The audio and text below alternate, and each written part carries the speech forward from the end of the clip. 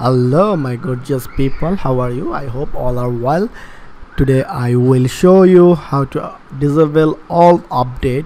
I mean all the update, plugin, themes and the core WordPress update. How can you disable it?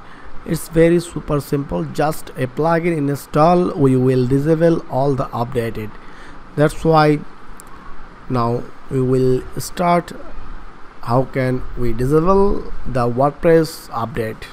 So that's why we will go to the WordPress backend, I mean WordPress dashboard. Then we will go the plugin section, then we'll click add new plugin and we will search here the disable all WordPress update.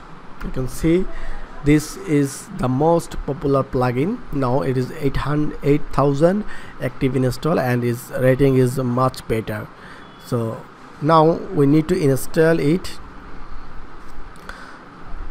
You can see now it installing. After installing, you just activate it and that's it. Boom, your all the update are disabled.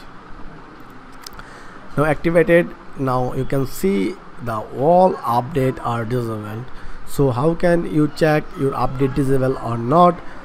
So that's why you go to, if you need to check the update are disabled or not, then you will go to the site health section. You can visit site health section and you can see the one critical issue, the background update are not working as expected, and you can see the define WP auto update core update are disabled. So this warning is not major issue for me. Don't think about this, because if you disable all the updated, then you never think your WordPress site is not broken. It's more days it's working fine. That's why you need to disable all the plugin updates and all the themes and the WordPress core update. That's it. So if you enjoy this video, please subscribe my channel and like and share this video. Thank you so much.